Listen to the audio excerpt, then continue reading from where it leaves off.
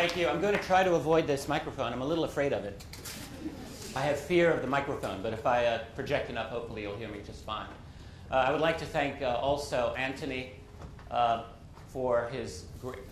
That's Nick. All right. Well, you know, there's a similarity there. I can't place it, but it's there. His lovely friend Rachel Reich, who was a very, very fine host to me while I've been here. And I'd also like to thank David, who introduced me and who also helped to organize this conference. I'd also like to thank the gracious Ian Crane for lending me his remote thingy. I think that's the technical name for it, so I'll be using that as well to click along.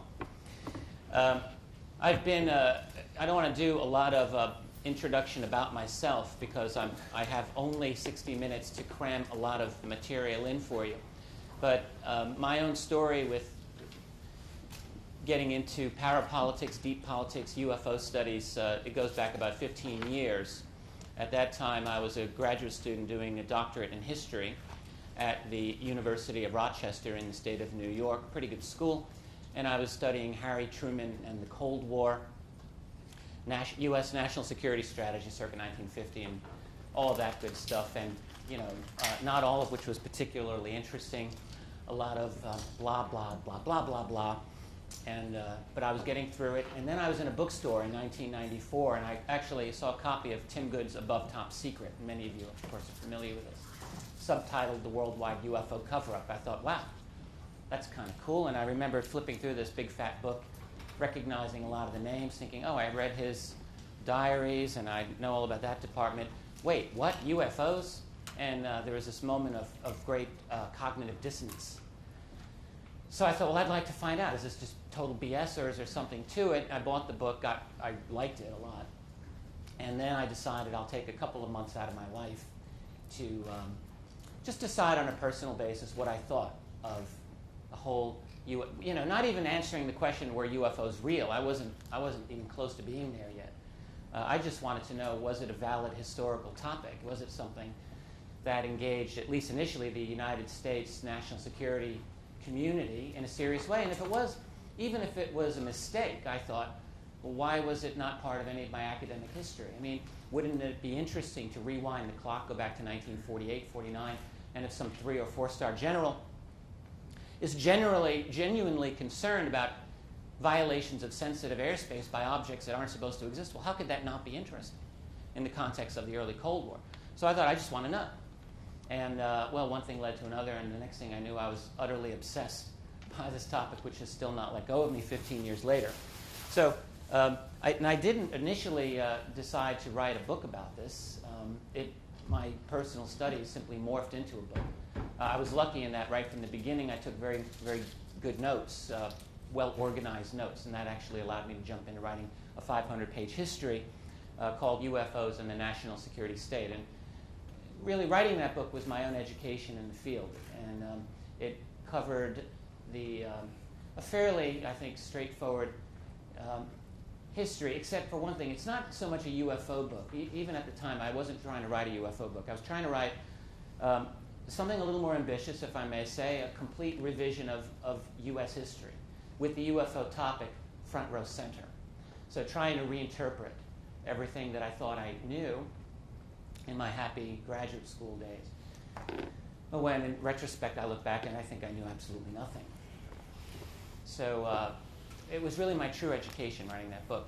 The only problem was I ended that book in the year, at the year 1973, and then almost dropped dead from exhaustion. It's like, my God, I felt like I just ran a marathon. And some readers said, oh, that's, a pretty cool book. What about the rest of the history? And I thought, oh, yeah, right. So it's now been almost a decade. I've spent more time than I can possibly even want to think about in researching the entire rest of that story. I've just finished. It's unfortunately not in print, not here, and I still have to finish the index, but the full text of my follow-up book is done. And it's the second volume of what will be a 3-volume work. So the second volume covers from 1973 to the end of the Cold War, 1991, and again, it's an analysis of the UFO phenomenon, much more global in approach than the first book. And I think, frankly, simply because the sources become much more broad-based for the 1970s and 80s. And I was happily able to do a broader analysis. So it's American, it's British, it's French, it's all European. It deals with Chinese and Soviets and the Middle East and Australians and Africans and everybody else. And how, to what extent we can find out what was the nature of this phenomenon, what was the nature of... So in other words, it's really three books in one. I mean, the first leg of the book is my attempt to provide an extremely concise but complete description of any interesting UFO event you could think of. If it's the Travis Walton abduction case, if it's the Rendlesham case, I tried to nail it. I tried to do my best at concisely describing why they're significant. Or also the controversies, the Bob Lazar element of all of this, if you're familiar with this, but I'll be talking a little bit about him, in fact. So whatever that is. And then the second leg of the book is a kind of geopolitical analysis of the UFO elements. In other words, trying to understand the nature of the cover-up, who's in charge. You know, in the States, everyone asks, well, is the president the guy in charge? And if not, well, everyone pretty much understands that, no, he's not. So if not, then who? Is it the Bilderberg Group, CFR, the Illuminati, or other financial elites? Are they all the same group? And this is something that, in UFO research, which is, I think, David Griffin mentioned this earlier in the day. This has been a very restricted type of discipline. There's reasons for that. I don't dispute that, but it's really not what I choose to do. So I try to understand what is the true structure of power in this world. And that's not always easy for me to figure out. I just do my best. So that's the second leg of the book. And then the third leg of this book, which will be out in less than 30 days, I'm happy to say, is in some ways became the most interesting to me personally, and that's the history of the UFO research itself, how the problem evolved among people who took the time to really study this. In a sense, you could say it's not just a story of research, but it's a story of humanity's attempt to grasp this incredible phenomenon that it confronted it, right? It's our attempt to sort of turn the tables on this intelligence that has been managing us. So now here's an attempt for us to understand what they are. And so that's the third element of the book, and I just try to weave them together the best I can. So you'll have the opportunity, if you wish, to look at that book. It, as I say, will be available in about a month, and it'll be available from my website and on Amazon, and then I'll do my best to get it to all the stores. A lot of that book will be in this talk today, but that's really not exclusively what I'm talking about. This is a thematic discussion on the idea of exopolitics, which you've heard a little bit about today. And the whole issue of how and what and whether there's a UFO disclosure and what all that means, if such a thing will ever happen. And I'm glad that I'm able to follow on Ian Crane's very, very interesting lecture, because I think some of the issues I deal with are approaching the topic maybe in a different way, maybe in a compatible way, and so you'll get to see how that all works out. I've been feeling for a long time that disclosure, or let's call it the end of the secrecy, is impossible, but it's also inevitable. It is a paradox, and hopefully I'll be able to explain to you why I think that's the case. There's a number of themes that I want to go into today, so that any kind of disclosure or openness or breaking out of the secret on this topic is going to have to deal with these various issues. First, it's going to have to deal with the very confrontational relationship that we have had with them, whoever them happen to be. And I'll explain that a little more. Second will be, because once the disclosure comes out, there'll have to be some kind of analysis of the vast illegal structure of secrecy as it has evolved over six or more decades to hide this. And after all, if the President of the United States were to say, well, it's come to my attention that, in fact, the UFO phenomenon appears to be real, and some of them are not us. He would like to say, well, now I'm going on vacation for a few months, see ya, but that really won't be possible. There'll be follow-up issues, I'm sure. And so one of them is going to be, well, how have you kept this secret? And that's going to get into some very, very nasty little issues that will be difficult, I think, to avoid. The third issue is that disclosure, or the end of the secrecy will involve, will be an analysis and an understanding at some point of what the secret program really is about. I mean, what are they doing with all this secrecy? Are they building flying saucers, for example, and other things? The fourth thing, then you're going to have to ask, well, who are these other beings? What is that all about? Why are they interested in us, if they are? Yes, they certainly are, I think. And then I think what will happen is any kind of outing of this issue is going to present a risk and a great challenge. Think back to something, one generation ago when Mikhail Gorbachev became head of the Soviet Communist Party in 1985. And it seemed great. Perestroika, glasnost, restructuring, openness. Wow. Anyone who was studying this at the time, and I think most of us were just blown away by this. But what happened? Well, 6 years later, there was no more Soviet Union. In other words, I think the process of reform spiraled out of his control, and I think that's child's play compared with what would likely happen in the event of true openness on this particular issue. Now, all of those, would make you think, well, this is just such a difficult issue, and it's never going to, there's no incentive for the power elite to broach it. That's true, but it's going to happen anyway. I believe it's inevitable, and I hope to explain why I think that's the case. When I do any presentation anywhere, I never, ever want to assume that everyone is on my page. There are always people who say, well, I think a lot of this UFO stuff is kind of not persuasive. What is your case? Why do you think that there's something valid to it? That's perfectly fair. You should always ask that question. In my own opinion, I think that the UFO phenomenon is very, very well documented. That doesn't mean it proves that it's an alien phenomenon, but it's certainly exceedingly well documented that we have something serious going on. This is my vote for maybe a top 15 or so documents that are all public domain. You can find them yourself.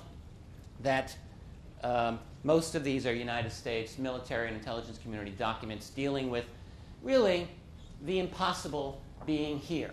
So in other words, a lot of airspace violation documents, 1950 Hanford Atomic Energy Commission, just as one example, where they describe the Atomic Energy Commission's facility in Hanford, Washington State, was a big deal. And there's a situation where numerous round spherical objects were seen. The military brought out anti-aircraft battalions, fighter interceptors, alerted a whole range of agencies, and were unable to, at least in the one memo that we have, they were obviously concerned. They didn't know what these things were. That's one example. There's another, the 1952 CIA memo. This is a memo from the chief of scientific intelligence to the director of the CIA, describing objects of unknown origin at altitudes and speeds over sensitive installations of such nature that they are not attributable to natural phenomena or known aircraft, and things like this. Keeping in mind these are bureaucratic memos where they're not just going to come out and say, boss, I think we're being invaded, but they might as well. Some of these, the language in some of these is really, really very grave. Earlier today, a mention was made of the famous Malmstrom Air Force Base case in which a glowing red object was seen by above-ground personnel hovering over an area where there were 10 or 12 Minuteman missiles below ground, which all went offline. Bing, bing, bing, bing, bing, bing, one after the other. They were studied by Boeing, which was in charge of them. Boeing had absolutely no explanation as to how those could have gone offline as they did. They were offline for an entire day. And on and on. The famous Halt memo dealing with the Rendlesham case has certain key factual errors in it, but it's a fascinating and an important memo anyway, and it does confirm that some pretty strange stuff happened at a major base here in Britain. And as a matter of fact, we now know, we have absolute clarity, as Gary Hesseltine mentioned during one of his brief chat here. Colonel Halt has now formally acknowledged that the beams coming down from this object, actually, as Halt had said privately some years before, adversely affected the ordnance. That is, in other words, the nuclear weapons that were being stored there without knowledge of the public. Okay, so what's all that about? Well, you can argue over who's behind the UFO phenomenon, but even if you just take these 15 documents, I really don't think you can have any reasonable mind can argue that there isn't a phenomenon by an unknown entity with extraordinary technology that's just not supposed to exist. So then you can start with that. The frustration that I continually get when I hear these know-nothings get on TV arguing against all of this, and they immediately start with the stupidest objections, like, well, it's impossible for aliens to come here because they're too far away. You know, who's talking about that? All we should be dealing with is what we know is true. Start with empirical observation and take it from there. And then we can puzzle out the details. So anyway, this is my vote for top 15. You could come up with others that are equally good or maybe even a little bit better, but that's a good place to start. So the first real all of that's just a quick prologue to get that out of the way. There's been a long history of provocation and confrontation between the many militaries of the world and these objects. As I indicated, the open literature, some of the documents I just showed you, make this very, very clear. That the United States, the UK, all the major militaries of the world have handled this with very, very serious attention. There have been a long history of attempts to shoot down these unknown objects, as was mentioned earlier by Nick Pope in relation to Milton Torres. But that's one of many, many, many such cases, some of which were even more dramatic than that one. So whatever else is going on, there's trouble in paradise. I mean, in other words, any admission on the reality of this phenomenon is going to have to deal with the fact that we've been having some problems with these objects, whatever that is. Okay? Something's not right. This is just way too many for me to go through. All of this is in my next book, and there's the cover of my next book. I'm happy to say when it comes out, that's what it will look like. All of these, I think, are pretty nicely dealt with. So in other words, some interesting military encounters with UFOs of the 1970s. Some of these are just phenomenal. The Iranian case is probably the most, I think, famous of them. I've been on Coast to Coast Radio a few times with George Norrie, the last time I was on, George came out of the blue and said, "Well, Richard, what do you think is the strongest and best UFO case of all?" Caught me a little off guard, but I said, well, I think the Iranian case, actually, it's got fabulous documentation from the United States Defense Intelligence Agency. It's got a tremendous amount of personal testimony from the pilots and one of the pilots involved. It even has confirmation by the United States satellite system known as the DSP satellites, the Defense Support Program, which really, I argue, are nothing more or less than UFO tracking systems in space. And they tracked at exactly the right coordinates at exactly the right time an unknown target directly over Tehran when all this happened. So it's really a great, solidly documented case. Anyway, moving along through the 1980s, same story. The Peruvian case actually happened in May 9th and 10th, 2 days in a row of 1980, in which a Peruvian pilot was ordered and did, in fact, fire upon a UFO. And the object just took off, gone. He had no opportunity to touch it. The next day, the same event happened again. And in this case, the Air Base commander said, "Don't fire," because the weapons were expensive and it had no effect, and he had to explain that. So actually, they didn't fire on it the next day. And on and on and on and on. I mean, the Rendlesham case, everyone probably knows about. Fantastic case, amazing case in 1986 over a large portion of Brazil involving a lot of the Brazilian Air Force. I'll skip the details. You don't really need it at this point. You can read it in my new book when it comes out. Soviet encounters throughout. I mean, when the Soviet Union was in the process of cracking apart, 1989, 1990, 91, that was when, in that country, there was this little window of opportunity, so to speak, in which Soviet people started to talk about this. What you find in many nations is when you have a regime change, that's when insiders talk. When Franco died in Spain in 1975, immediately after there was a kind of a flurry of Spanish openness on a lot of things, of course, but including UFOs. When Mao died in China the following year, same thing happened. When even going into the United States, our own crisis of Watergate wasn't quite a regime change, but it was close. It was a big crisis, and what did it result in? Passage of a Strengthened Freedom of Information Act, particularly, which was instrumental then in bringing out a tremendous amount of fresh UFO data. And then, of course, in the case of the Soviet Union, where you have a lot of high-ranking ministers and generals saying, yes, absolutely, we have this problem all the time. In fact, one Deputy Minister of Defense, Ivan Trepyak, at the time in 1990, said that he knew of 40 cases offhand where Soviet jets encountered UFOs. Initially, he said they were ordered to try to shoot them down, but we lost too many pilots. They went down. And so the new order became to chase but don't shoot, because there were too many deaths. So evade them, leave them alone. And then the Soviet Colonel Boris Sokolov, who was in charge of a great portion of the Soviet UFO military investigation, said that there were thousands of Soviet cases during the 1980s. In the U.S., I can skip these. There's just more and more. It never stops. The thing that's amazing about this phenomenon is how dense it is, how frequently these jet interceptions actually do occur, and the fact that they get no media portrayal whatsoever. If they were to get the kind of portrayal that they warrant, I think it would absolutely easily dominate. It really would dominate the news. I think there's a great hunger everywhere I go for people in this topic. Typically, they just don't have any knowledge of it.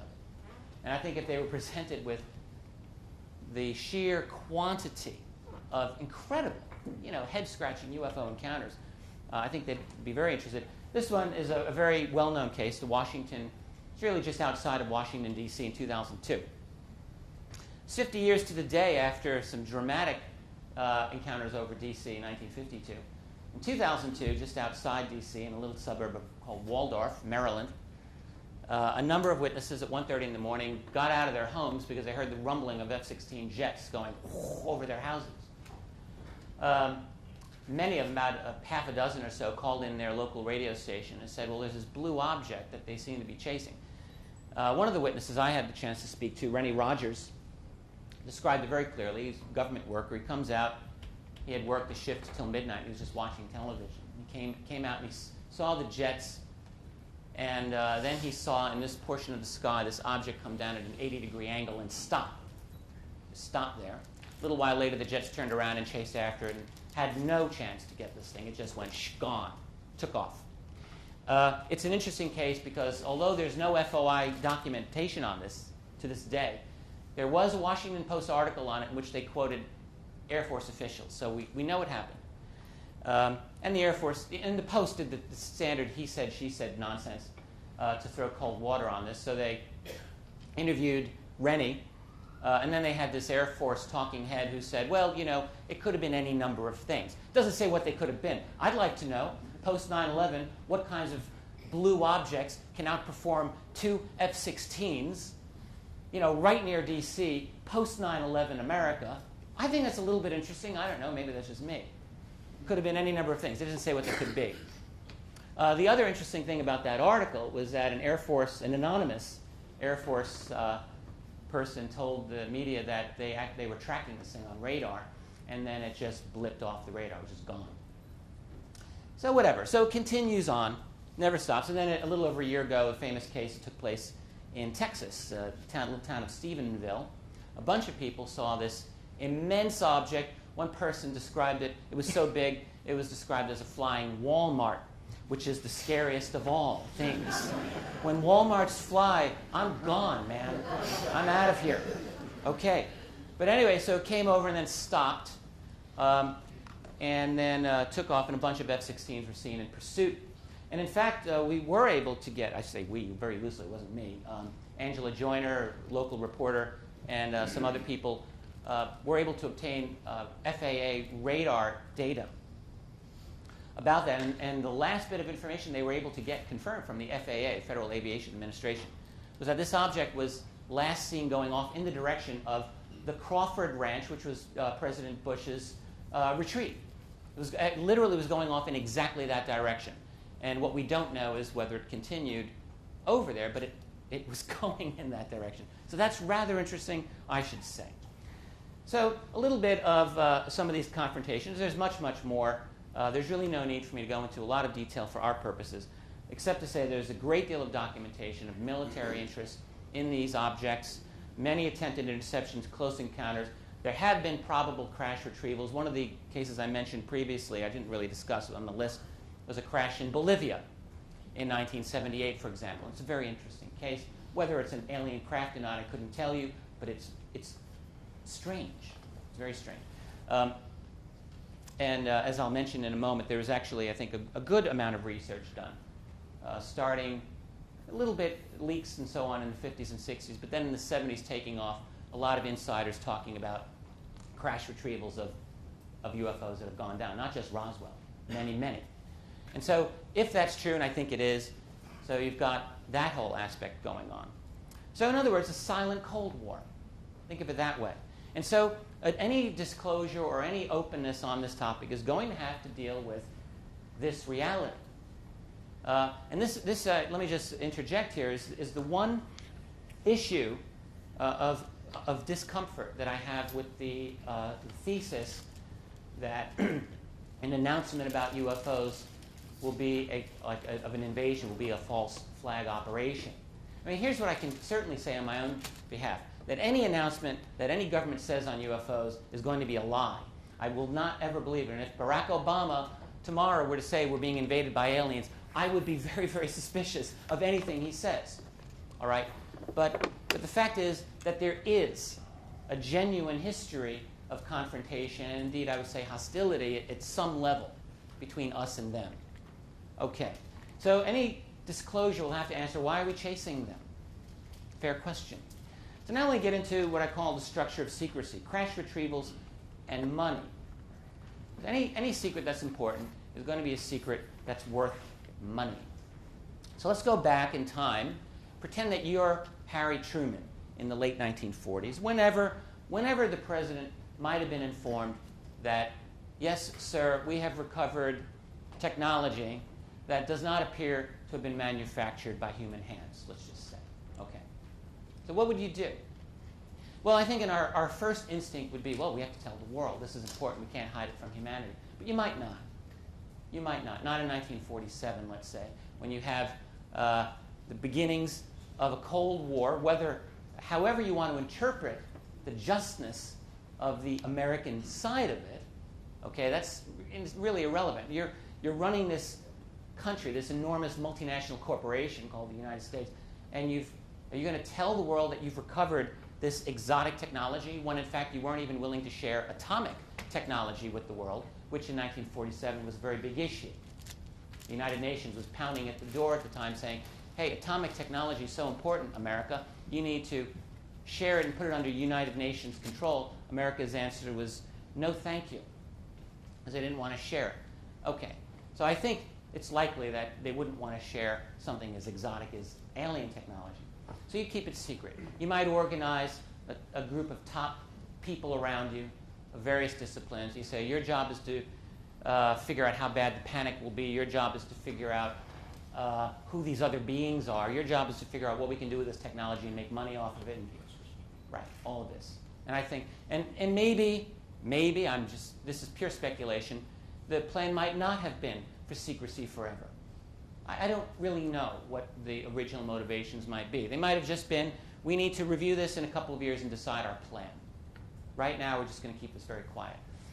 So you start something like MJ-12, as it's often been called. I think that's probably the logical thing you would have done. But the problem with any secret, of course, is that it develops its own momentum and its own profitability. And this is exactly, I think, what happened. So what happens with all of this? Well, I think once you've got the secret, it becomes inevitable that it goes private, as I like to say. So in other words, I've got this little alien artifact, and let's say I'm the Army. Okay, so, well, Sure, there are scientists working directly in the U.S. Army, and some of them are very, very brilliant. But really, if I want to do this right, I'm going to take this to General Electric or Lockheed or Boeing, because they have the R&D, they've got the scientists. I mean, they make stuff for me. That's their job. They're the best people at it. So at a certain point, this exotic technology will go in very, very compartmented ways to the various places where it needs to be studied. Maybe, if you get lucky, to replicate it, but more realistically, just to study it and find out what you can learn from it. And then, of course, it's a great little gig because when you retire from your position in the military, you go work for them as a senior vice president and make a fortune on all kinds of ground floor investment opportunities. But what it does is, to some extent, it means giving up some level of ownership, so to speak, of this exotic technology to the corporations. It makes perfect sense. Okay? Particularly when your own government is dominated by those corporations. Particularly when all of the United States government was literally dominated by members of the Council on Foreign Relations, which was and is a tool explicitly of industry and finance particularly, to set U.S. policy since the immediate aftermath of the First World War. Of course they're going to want to do that. And it helps with the secrecy. Because once it's outside of the formal government system, then government people can genuinely say, well, it's not part of, I have nothing to do with this. None of our agencies have anything to do with this. And that would be true to a large extent. As I interjected earlier today, as Richard Helms, the CIA director, once said, the first rule in keeping secrets is nothing on paper. You keep things out of the formal system. It's done all the time. We have a great series of statements, actually, by a former U.S. senator and a one-time presidential candidate. He was nominated by the Republican Party in 1964 for president. He lost to LBJ, Johnson. Barry Goldwater, who had a strong interest in this topic, was a very close friend of U.S. Air Force legend Curtis LeMay, and spoke on several occasions about how he was rebuffed in his attempts to gain access to the legendary Blue Room at Wright-Patterson Air Force Base, where it was said many, many times alien bodies were stored there. And Goldwater, in 1981, wrote a letter to a constituent, just said, this thing has gotten so highly classified, it's just impossible to get anything on it. Edgar Mitchell, Apollo 14 astronaut, has spoken about this many, many times. Actually, starting in 1997. Recently, Mitchell finally, very belatedly, got some press last summer on his statements about this. Actually, though, started making statements in 1997, as far as I can trace, talking about we're looking at likely reverse-engineered technology in the hands of humans that are not under government control or any type of high-level control. Keeping in mind that if you're Edgar Mitchell, and in fact, whether you even believe that he went to the moon or not, that's almost irrelevant, because as an official moonwalking astronaut, really, who's not going to want to be your friend? Edgar Mitchell knows everyone that he needs to know in top levels of the national security community, some very, very high-level people indeed, who have spoken to him privately, and he's mentioned this to me and publicly, that there are groups that have in their possession alien technology and bodies. Now, even whether he's right or wrong is that's important, but really, I've just wondered for years, where the hell has been the mainstream media? You've got this Apollo astronaut who's not senile, who has a PhD, very sharp guy, very nice guy. No one would listen to him. He finally got some press last summer, and then, of course, it just went into the black hole, as it always does, and gets forgotten. One of Mitchell's insights that he gained from his sources was that this whole thing has gone out of, it's in the hands of rogue groups. It's not under formal government control. And look, forget UFOs. Look at any other aspect of government, and we can all see it. We've gone through a kind of silent revolution in the last 2 decades. It's a transnational revolution. Looking at, in the U.S., the battle over NAFTA in 1992-93. World Bank, IMF, things that have happened to facilitate the death of nations, which is really the era that we're living in. Who's in charge? Who's in charge? Is it the nation anymore? Is it the people? Are the people sovereign of their nations? Really? Well, it's a great idea, and I'll believe that idea till the day I die, but is that really what's going on? Anyway, the UFO secrecy fits that whole pattern of the privatization of power. So now let's, again, pretend again that we've got this alien artifact and we're studying it. So now how do you pay for the research? How do you really do all of it? Well, you've got to have secret money. I'm now convinced that the UFO secret is one of the foundational elements of the so-called black budget. I think that it's instrumental. I mean, I really wasn't in this place a number of years ago. It took time for me to kind of figure this out. But I think the UFO secret isn't the only foundation of the black budget, but I think it's really one of the linchpins of it. Because it's a secret that was so big and is so big, to fund it is a lot of money. If you want to create, let's say, secure underground facilities, all right? If you want to create the kind of security necessary to keep this. And by security, I don't mean just guys with guns, but I mean management of the press, management of the academic community. And don't think it doesn't happen.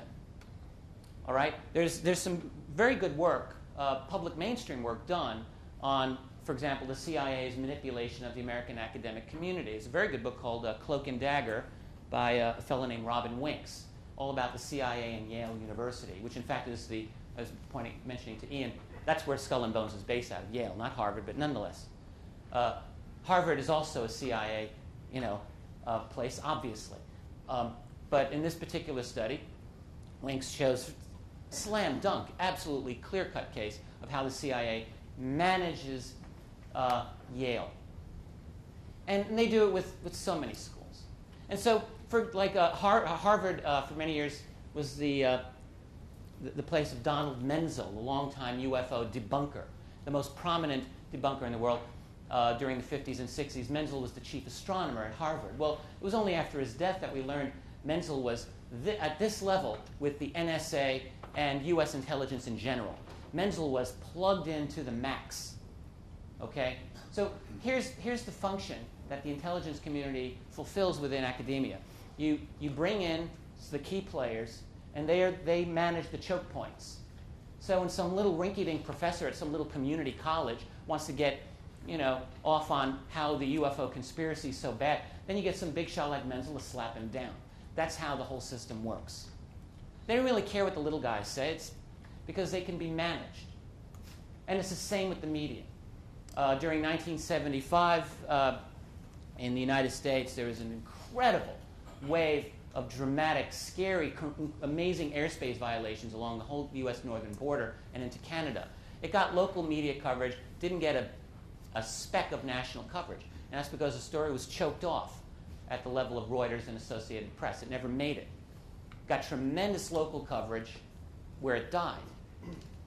So you control the nodes, and you can control the whole big picture. Anyway, I'm getting ahead of myself. I'm getting a little digressing here. Paying for the research means to fund it is expensive. And so you've got to get the money from sources that are not necessarily open. So part of it can be in classified expenditures through Congress or undoubtedly through Parliament. But a lot of it, let's face it, isn't it much nicer to have unvouchered money that you don't have to explain to people? Hence the importance of narcotics trafficking. All right, and if you've done any tiny bit of research on the CIA, then you know that the agency has had a long-standing, up to their eyeballs involvement in narco trafficking. And it's not just the CIA. Any intelligence agency that wants to raise secret armies, rig elections, do all kinds of things that they're not supposed to do, means they need a lot of money. And so they'll deal with, drug trafficking is, it's in the top 5 industries in the world. You got right up there with oil and cars and weapons and drugs, except that it's illegal, but don't think for an instant that just because it's illegal that no one wants that money. Everyone wants that money. So, in other words, however you fund this program, it involves a subversion of the formal political system. There's no way around it. There's a very good article on the black budget process by this gentleman, Bill Sweetman, who's he's not really a UFO guy. He's an aviation aerospace guy. Did a really good article about 10 years ago on what are known as special access programs, and these are the prototypical black budget programs. At the time, his estimate, there's almost no public literature that really investigates the black budget process. Sweetman did a pretty good job. His estimate at the time was that there were about 150 special access programs. And the real interesting thing about them, one is that he had no idea how they got all their money. But what he was able to determine is that there was little to no oversight by Congress anyway. And they had their own sort of independent, unique classification system. So if I were the manager of one special access program, I would create my system, and I would say, you're in, you're out. You have 4 stars, doesn't matter, you're out. You I grew up with, I know you, I trust you, you're in. And that's how that would work, according to what Sweetman learned. And the key thing was that in his analysis, they weren't dominated by the Pentagon personnel. They were not dominated by U.S. military people. The special access programs were dominated by the contractors, by General Electric and Lockheed and Boeing and those guys. They were in charge. And that the DOD liaisons were basically, as he could see it, gatekeepers for money, for funding, and that was basically it. So again, not a UFO piece, but it's a good analysis on how some of this works. Catherine Austin Fitts, who I think qualifies in my book as an American hero, was a cabinet member on the George Bush Sr. administration. She was Assistant Secretary of Housing and Urban Development, HUD. Deeply corrupt. They all are. Catherine, though, was a financial whiz. That was her background. So she goes into HUD, and since she's number 2 at the agency, and since she's the finance maven there, she thinks, well, I'd like to look at the budget of HUD. And she said, she's told, sorry, ma'am, you're not authorized to see the budget. She's like, come again with that? So she knocks on enough doors after enough months, finally, just to shut her up. They wheel in, she describes this as very humorous. It would be humorous if it weren't so, horrible. Crate after crate, rolling in stacks of papers. I mean, no one can go through these. It would be really almost impossible. Here you go. She went through them. She said, God himself could not audit the United States government. They couldn't audit HUD. It's not possible. And her determination was that at least 85% of the U.S. federal budget is literally unauditable. She also determined, to her own satisfaction, the key importance played by drug trafficking, securities fraud, stock market fraud in washing through the U.S. government. She's got a great article I considered a modern classic called What's Up with the Black Budget. Go Google it and read it, where she talks about missing trillions and trillions of dollars. This is during the 1990s, prior to 2001, in fact. So then, in other words, that's the end of my second section. True disclosure will have to confront the illegal structure of our society and the massive theft that has sprung up to handle UFO secrecy. So now, what is this program about? Why the secrecy? Well, I think one of the things that they're working on is they're trying to make their own UFOs. I think that's a big part of the secrecy, so let me get into that a little bit. Now, this is not an actual photograph, please. I don't want to deceive you. It's a cool picture. So, of course, I've kept it in there. Back in the 1980s, I mean, this is not going back 25 years, an aviation aerospace writer, James Goodall, who wrote for many mainstream publications, started looking into Groom Lake, that is S4, Area 51. Before the world heard of Bob Lazar, James Goodall was investigating that whole area. And his contacts, his analysis led him to conclude that there were at least 8 black, that is, secret programs flying out of Groom Lake, including a silent triangle. He asks one of his sources at Groom Lake, this was a non-commissioned officer with over like a decade of experience there, do flying saucers exist? The guy said, yes, absolutely, positively they exist. Following up, another source saying, we have things out there that are literally out of this world. This is 1985, 86. Better than Star Trek. So fill in the blanks, whatever that means. George Knapp is an investigative journalist. If you've listened to Coast, he's often a host on Coast. I happen to like George very, very much. George Knapp is the man who made Bob Lazar something of a household word. He was the guy who really did the initial interviews with Lazar in 1989, where Lazar said, yes, I worked at this place called S4, and I was there to study the propulsion system of a flying saucer that was not human, it was alien. Well, the thing about Knapp that's interesting is that he interviewed, actually he said more than a dozen Area 51 insiders. In fact, he later said it was more than 20 insiders who strongly corroborated much of what Bob Lazar said about his experience at Area 51. In other words, a program designed to study and attempt to replicate alien flying saucers, put it that way. None of them, understandably, were willing to talk publicly. George described a few of these particular cases where he was cultivating certain witnesses, trying to get them to speak. Some of them came pretty close and then were threatened, literally on the day that interviews were being scheduled. This is a great clip you can look up on YouTube, Nellis UFO, or you can look up Nellis ARV for Alien Reproduction Vehicle, and you'll find this. This is a 2 or 3 minute clip. It was a video that was leaked to the American TV show Hard Copy in early 1995. It's been dated very definitively to have been filmed at in November of '94, and it's also been definitively analyzed to have taken place in Groom Lake in Nevada.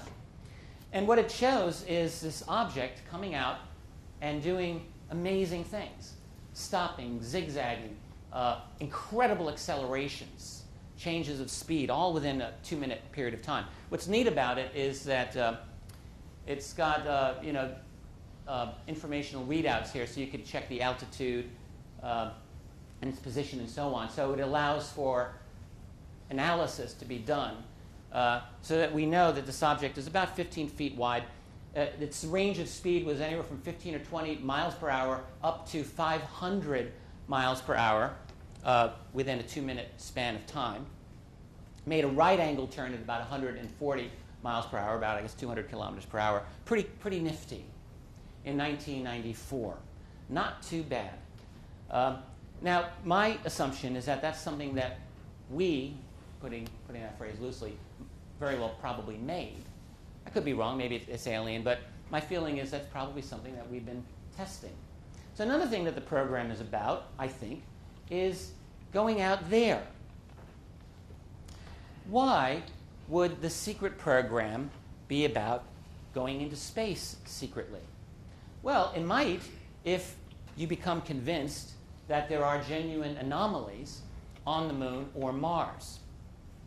In that case, you might think, well, we need to investigate this, but we can't really alert the public because that would blow the whole deal.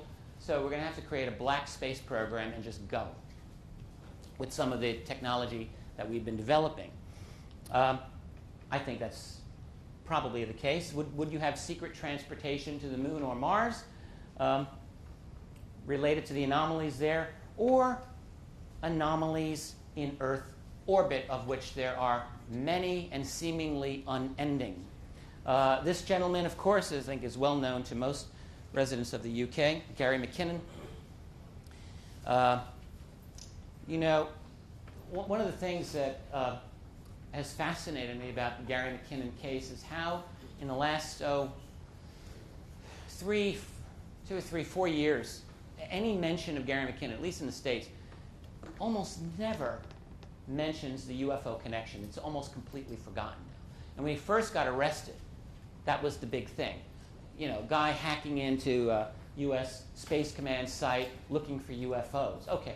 But now he's just described as the world's greatest military hacker, as like this terrorist, okay? When in fact, the guy was looking for UFO evidence. And then he gets arrested. I mean, the whole thing is just, you know, no one in the media is asking the obvious question, which this guy says that he found a list of officer names under the heading of non-terrestrial officers. Well, that's rather interesting. Okay? And is it just a load of BS? Well, if so, then why is the United States intent on imprisoning him for the rest of his life? Right? No one asks these questions in the mainstream. It's just completely gone. I think anyone who's spoken to Gary McKinnon, you listen to him speak, you listen to his radio, his interviews, and he's an honest guy. He's just a guy who got screwed, who was trying to find some information out. Was he wrong to do so? Well, yes, legally he was wrong to do so. But I think in the larger picture, it's not hard to see that he's a nice guy. I don't think he was trying to destroy the United States. But anyway, so they go after him. And of course, his life has been really, so far, destroyed. And let us hope that it doesn't turn out the way it may look. So anyway, just backing up to Gary McKinnon. So I think we can class him in the case of providing evidence that there's something in Earth orbit. There's something in space that's going on that's not supposed to be there. This man, who sadly passed away a little over a year and a half ago, Jeff Challenger, I had the pleasure to meet Jeff a couple of times, and we really liked each other. And then he died, and I was just absolutely shocked and saddened by it. But his website is still up. It's projectprove.com. I would urge you to go check it out. And what Jeff did, he had a severe disability, and he had a very difficult time walking. So he spent a lot of time at home, but he was a space fanatic. And he spent all of his time downloading NASA footage, and then footage also from European space missions, Russian and at the end Chinese video. And it's all on his site of these really strange, inexplicable things going on in Earth orbit. So I think at the very least what you could say is that Jeff has gathered together a very strong bit of evidence that there are things happening in Earth orbit that are not, again, not supposed to be happening. So, I mean, whether those are made by us or not by us, what you can say is that these anomalies in Earth orbit would be sufficient evidence to motivate a secret space program, right? So either we made them, which would prove we have a secret space program, or if we didn't make them, that would be strong evidence that we would want to have a secret space program to investigate it. So any disclosure will have to deal with that. Has the covert world evolved into what I'm now calling, in my new book, a breakaway civilization? It's a real question to ask. I mean, look, throughout most of human history, we've had different civilizations existing at the same time. Go back 500 years, Europe and China, living with very, very different presuppositions about the way the world is, levels of technology, right? Even the old Cold War, the Western scientific community and the Soviet Eastern scientific community did not always share their data. Heck, the Soviets believed in the BS of Trofim Lysenko, if you know the history of biology, right up into the 1960s, a load of crap. So, in other words, there's a history of a lack of unity in our own, scientific institutions globally. So, think about what the secret world could do with basically an infinite amount of money to play with, total secrecy and security to research what they want. And let's say with this little alien artifact, they have a couple of good eureka moments. The real question is, would they truly share every one of those with the rest of the world? I think you might not. I don't know. I mean, if you've got a mission that's partly off-world or a mission that deals with these other guys, whoever they are, you really might want to withhold some of your best technology solely for that. When the United States bombed Libya in 1986, they didn't use the stealth fighter, even though it was operational at the time. They used a bunch of F-111s. Why? Well, because the stealth fighter was considered too important to risk, even on a mission like that, to expose it. All right, and that's just a simple example of how your leading technology would be withheld from important missions. And I think it's really not that difficult to see that within what we can call the black world, what happens with science is it goes exponentially. So one breakthrough leads to another, leads to another, leads to another. And I can personally just easily see a situation where such amount of breakthroughs become cumulative to the extent that they effectively put that world into the realm of being a different civilization with different fundamental suppositions of what they think are true and different technologies that are vastly beyond what we deal with. I have 10 minutes. I'm about 30, 40% through. So That's typical for me. So let's just blow through this. That's okay. So then the fourth section is, well, who are these aliens? What are they up to? What's up with the aliens? Here's a few things we can know about them. If you want to believe in abduction research, which why not? They're telepathic. They can get into your head. They can control your emotions. They can manage your memory. They have a mastery over space-time. I mean, keep in mind that our understanding of space-time is not objective. It's based on our brains. Okay? Space and time are a fabric. You know all this. They've figured it out somehow. They can play games with time and space. They don't seem to have emotions like we do. Do they look like us? Maybe some of them do. If I were an alien, I'd want to grow or breed my own human population. I'll get into that a little bit more. Are they truthful? Even if they're good guys, they probably aren't truthful. If you were to go back 1,000 years in time and wander around medieval Europe, you might not want to tell those people where you're from either. You might have a difficult time explaining to them what you're all around. And I think that there's more than one group involved with diverse agendas operating by stealth. I wanted to get into the circles. I'm fascinated by the circles, as anyone with a brain should be. I bring up the circles here only to point out, look how perfect that is. That was from a year ago.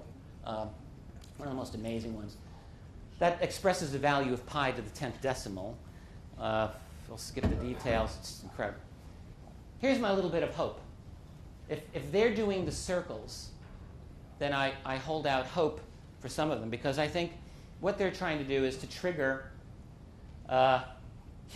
maybe a secret Leonardo da Vinci's wandering around, doing all of this. But then you get the other side. Are they taking us? If so, why? Any kind of exopolitics is going to have to deal with the abduction issue in an honest way. What the hell is going on with that? I'm going to have to skip this section, except to say that Bud Hopkins' last book, I think is a really pretty good book, deals with not your standard ETs, but cases of ETs that look kind of human, but they don't act human. Interesting book. He considers them transgenic beings, that is, cross-species. Dealing with them. So how do we deal with them? They have extreme intelligence and psychic ability. How do you deal with someone like that? I mean, how do you personally deal with someone like that? Not as equals, probably. Seems to me that in our history with them, we've dealt with them on their terms, not ours, for the most part. Why are we interesting to them? Because we're reinventing who we are. 100 years ago, we had horses pulling carts. That's a sketch by Van Gogh. Horses pulling carts. Now we're in an era where we are maybe, if you think UFOs are kind of whack, you should read some good books on the future of artificial intelligence. And that's pretty far out, where many AI experts are very, very matter of fact about the likelihood that in less than 20 years your computer will be talking to you, telling you it's a conscious, sentient being, and you'll probably accept those claims because it sure is going to seem like it. Except it'll also be able to do a quadrillion number of calculations per second and pull any bit of data off the internet like that. So it'll be like you or me, but on a really good day, nonstop. Are they going to say, oh, humanity, yeah, let's get that. Or, do a Matrix or a Terminator, let's hope not. Who knows? Read up, you get into this. There's some fascinating issues going on. Quantum computing, I don't even know what that is, to be honest with you, except that that's going to be as revolutionary as, or more than, say, the Gutenberg printing press. The one caveat, so in other words, within 20 years, we're going to be like a completely different species. Very, very possibly. Unless we fall off our little tightrope, because we're perched very high, and we can fall. And if we fall, that is if we have an infrastructure meltdown, then maybe all bets are off. Unless, of course, the guys organizing the Club of Rome, the Bilderbergs, have got their plan to save the top 1 million people. I wouldn't rule that out in the least. But what it does mean is that we are probably humanity, that is, the greatest show in this quadrant of the galaxy. I guarantee you, any other intelligences that are watching this area are saying, humanity, wow, check it out. Check out the show. Could we be a problem for them? I think yes. I think we could. We could be a real pain in the ass to them, frankly, because of the rapidity with which we have changed who we are. Again, progress doesn't just go in a straight line. I think it goes by jumps. And if we get to the point where we have hyper-advanced artificially intelligent machines merging with humans, hey, you know what? That might get their attention. So what would they might want to do? They might want to manage our society. I would. You might want to, they would be idiots not to try to influence us in some ways. I'm not saying that's definitely the case, but I am saying that it's a logical scenario to look at. Okay, so I've got to wrap this up here. So here's some exopolitical problems. What if we learn that some of these aliens look just like us and they live with us? Sounds crazy. What if it's true? What if, and presumably they wouldn't be sweeping the floors. So presumably they'd be doing things that matter. And what if that's the case? What if you pull out Tony Blair's eyes and you see that he's an actual reptilian after all? Yikes. What if there are factions and they don't all get along? What if there was a deal, as many people have alleged, with them? There's a lot of these questions. So what if they created us? What if?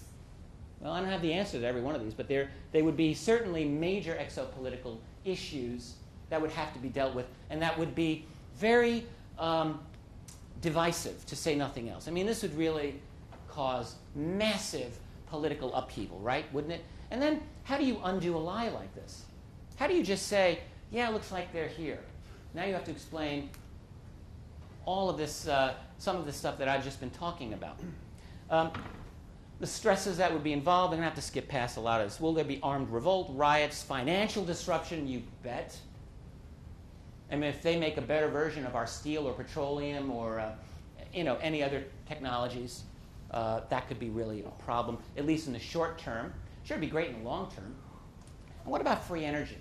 Is free energy really our salvation? Well, it sounds like it'd be pretty cool. You could heat your home forever for free. But what if also with this free energy you could make a really nice bomb that'll blow up the Pacific Ocean? I mean, really, what if? There might be a real problem with that. I'm just saying. Will the human power structure survive an actual disclosure unless it forces them to clamp down immediately into a full-blown totalitarian global police state? Maybe. It's impossible, but it's inevitable. The fact is, you can't stop time. We can't. Maybe they can. How well prepared are we? I would say not very. Do our political institutions, do our universities prepare us? I think, again, not really. What do we expect these aliens to do? We're going to have them save us, make us better? What I try to remind myself is ultimately we have to live with ourselves. And in other words, to deal with this other reality ultimately means that we ourselves have to understand who and what we are. We're born into this world alone. We go out alone. And we're going to have to deal with them in some way. So, in other words, not to sound too new agey here, but it really will truly require a raising of our consciousness. If we're going to be any use in this new era when this does come out, it's going to come out. You can't stop it. It's like a tidal wave. I don't know the specifics of how it's going to happen, but it's going to happen. It will be impossible to stop. So we're going to need a development to get us at the level where we're going to be ready. We're probably never going to be ready, realistically, until it happens. Who's ever ready to have their first child? No one's ready for that. And then it happens, and boom, you have to deal with it. So, it's going to happen. We're just going to have it forced on us. People are going to be running around in circles, pulling their hair out, and then they'll have to deal, hopefully, and that'll be that. We're living in a revolutionary era, more revolutionary than any that I think any of us can really imagine in the history of our species. It's happening now. I mean, think about how incredible that is. We're all living in it. We're living in the transformation of human civilization, maybe the falling off the tightrope, maybe getting to the other side. Either way, it's a wild ride. My feeling is that this unstable period leads inevitably to political and financial instability, which we're seeing.